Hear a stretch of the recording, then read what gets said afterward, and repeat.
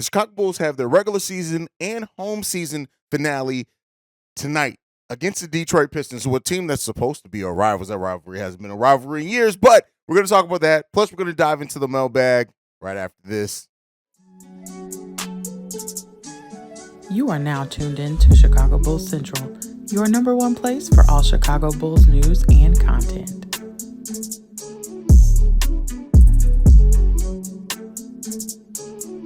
All right, Bulls fans, welcome to another episode of Chicago Bulls Central. Right off the top, if you want to follow me, you can do so at CEO Hayes. That's CEO Haize. If you want to follow the show, you can do so at Bulls Central Pod. And let's go ahead and get into it. So the Bulls have their regular season finale and home finale against the Detroit Pistons today, right? A game where you shouldn't have very much expectations. Neither team has anything to fight for.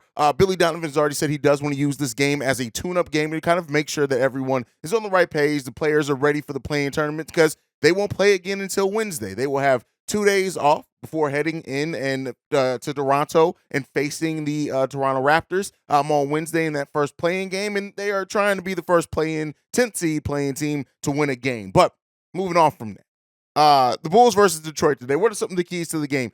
Come out of this game without any injury.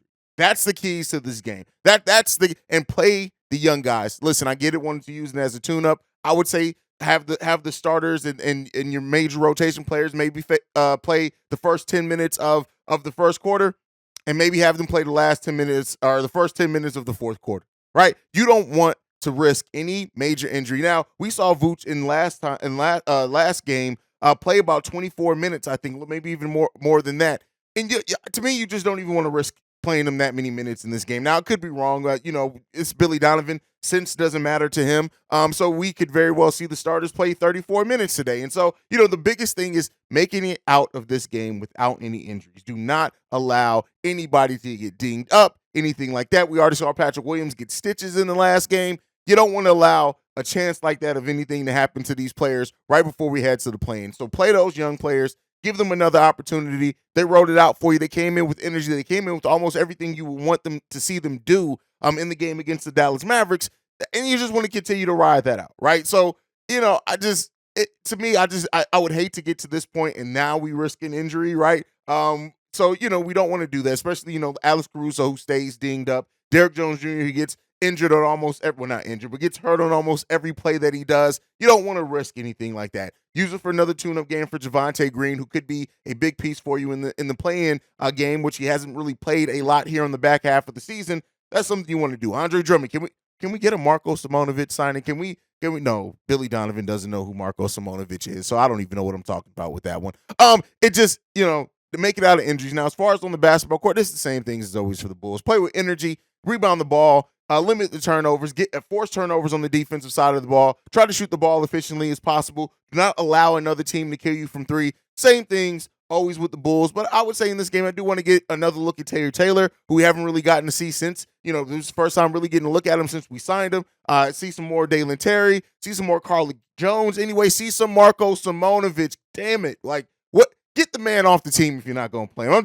I'm going to be big on this summer on the either play him or get rid of him bandwagon when it comes to Marko Simonovic, because we don't need another season in which we have a full-level NBA contract given to somebody we just aren't going to play. But, that's a story for another day. I don't want to hit on that too long. Ayo Dosunmu, right? Ayo Dosunmu looked pretty damn good in the last game against the Dallas Mavericks.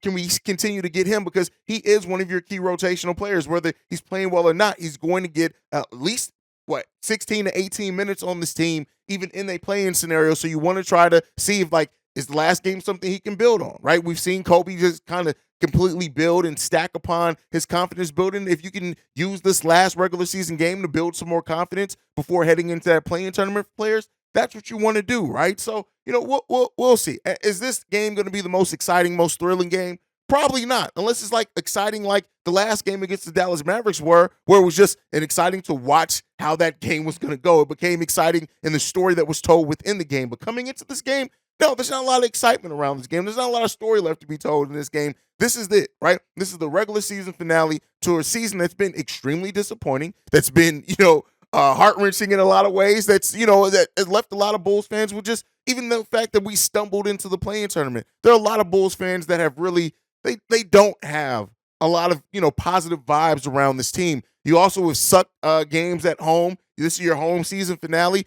Show something to the fans in Chicago, right? Give them a little bit of a show. Give them something to leave off on a win, right? Because the chances of the Bulls playing another game at home right now seem slim. If they win this first game Wednesday, all right, we'll talk about reviving that. So, we'll see, man. At the end of the day, am I thinking that this is going to be like the most thrilling game? No, but it's going to be a game. We're going to have fun. You guys know, if you've been a member of this channel long enough, the live streams that go down on YouTube post game when it's a game that really doesn't matter are sometimes more fun than the post game shows when it's games that matter, and especially if we lose those games. So tune into the live stream tonight on the pregame, the halftime hangout, and post game live streams that we do for every game. It's gonna be fun. We're gonna kick it, maybe even have a couple of guests pop in and out. It's the last one of the season. We'll have a little bit of fun with it because I don't know how fun this actual game is going to be. And also, take a moment. And I know we have another playing game, but just take a moment to appreciate whoever your favorite Bull is, because like I said and been saying, there's a high probability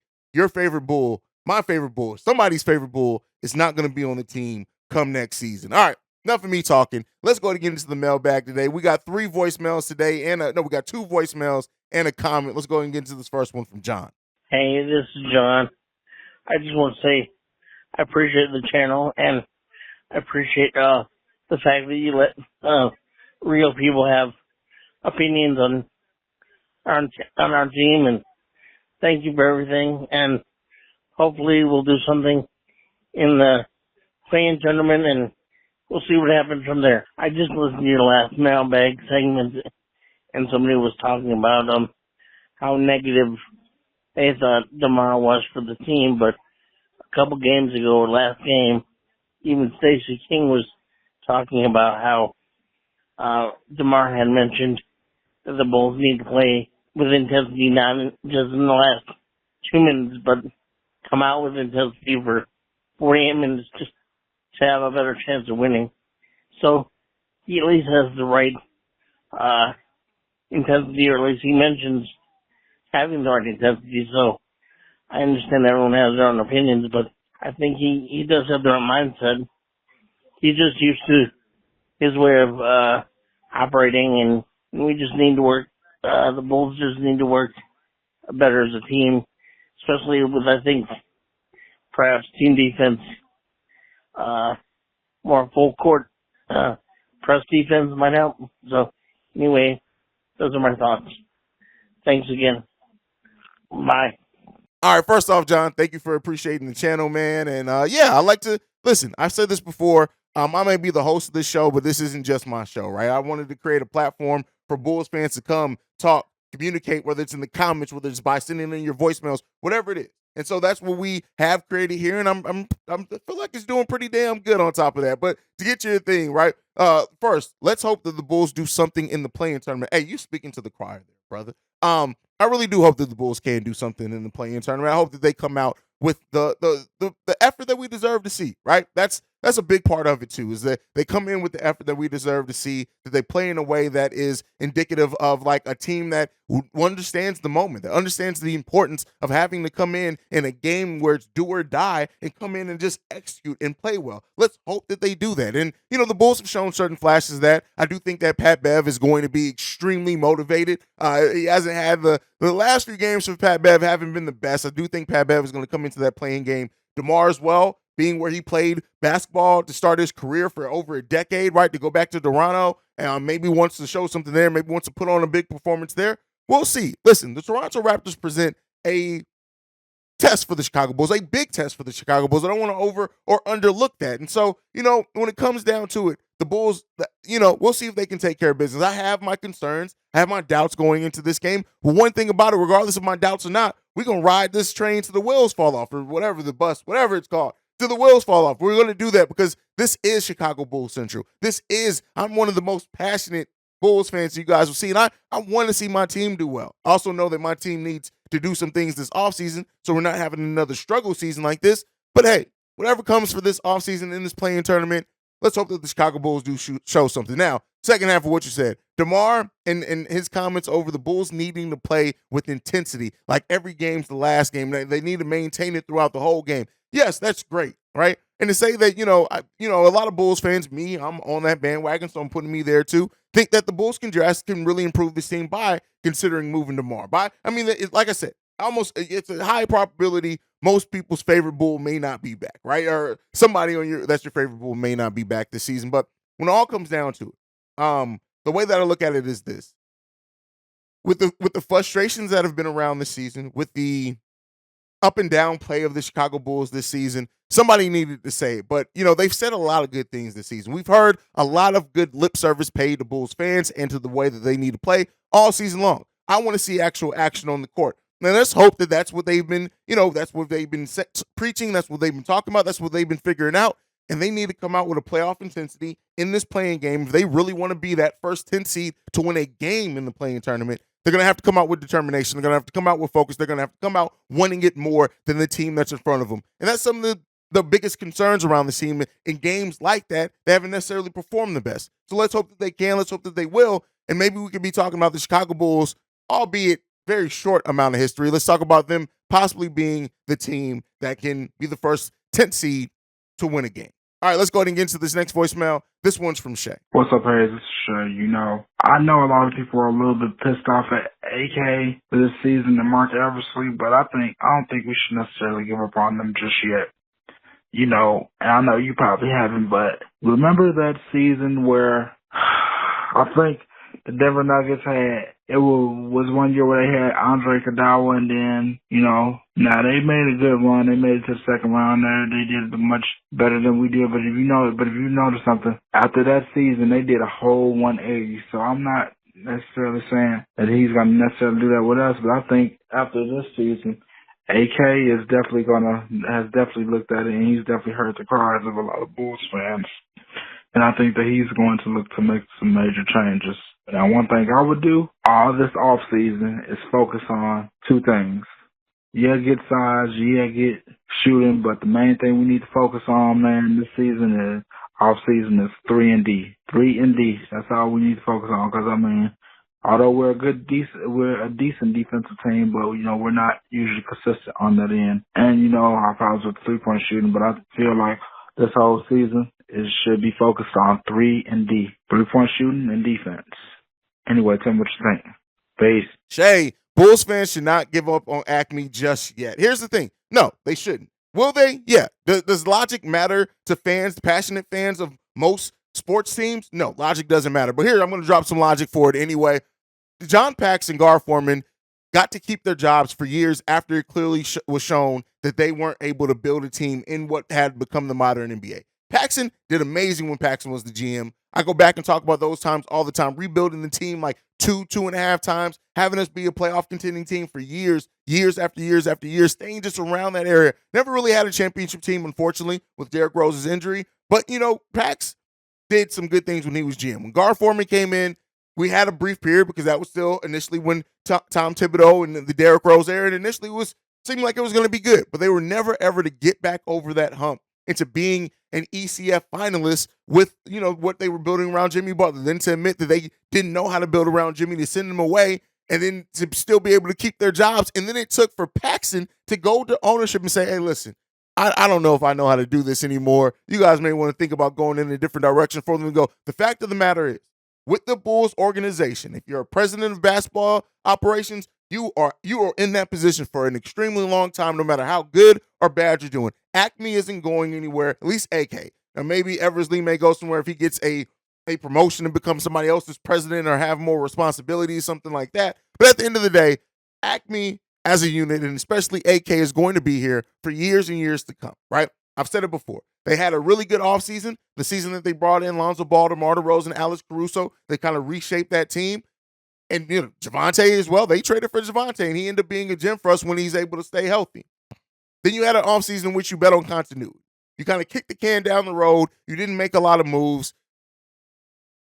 So the question that needs to be shown this season is, can you do it again? Can you be the GM? Can you be the front office that gets creative in how they need to build this team out? Can you get creative like that again?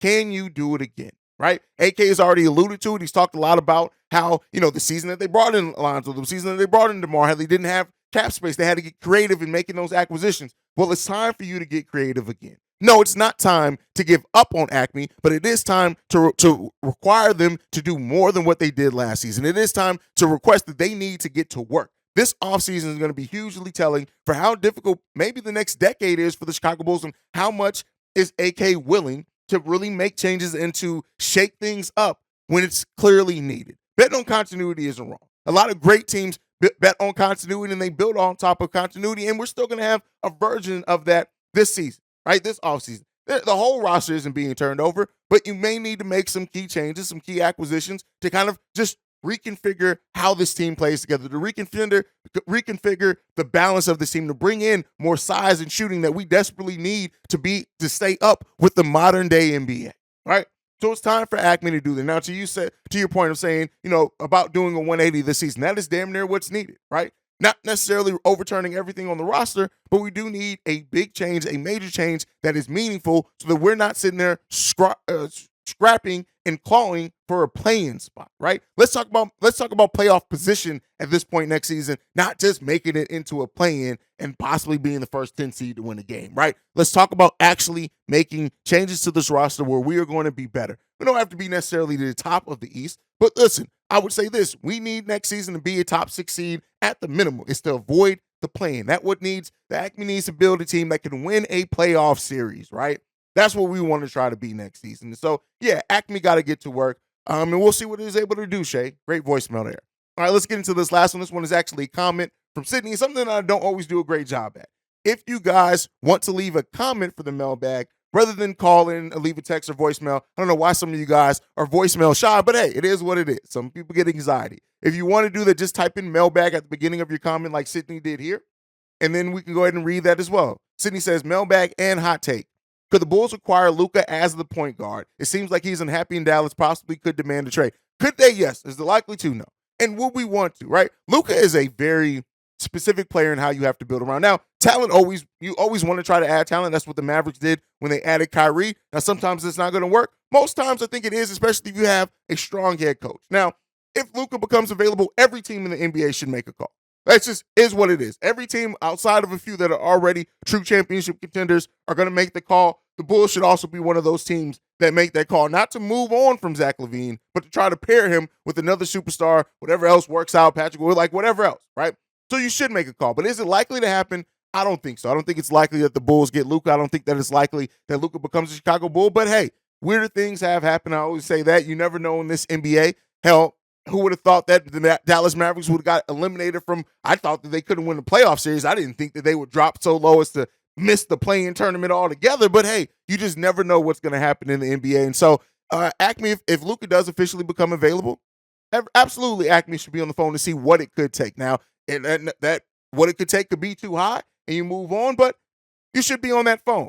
I don't think it's likely to happen. I don't think that it's a realistic scenario. But hey, anything is possible in the NBA. You guys can let me know what you think on it down below. But that is it for today's episode, at least for right now. Like I said, I'll be back 3 times tonight for the pregame, halftime hangout, and postgame live streams all going down on the channel today. But make sure you follow the show at Bulls Central Pod. You can send us any feedback, questions, comments, concerns, bullscentralpod@gmail.com. Lastly, if you want to leave a text message and our voicemail, the number to do so, 773-270-2799. We are the number one spot for everything Chicago Bulls related because of you guys. And like I like to end every episode on, go Bulls. Love you guys. See red if you can, y'all. Peace. This has been a presentation of the Break Media.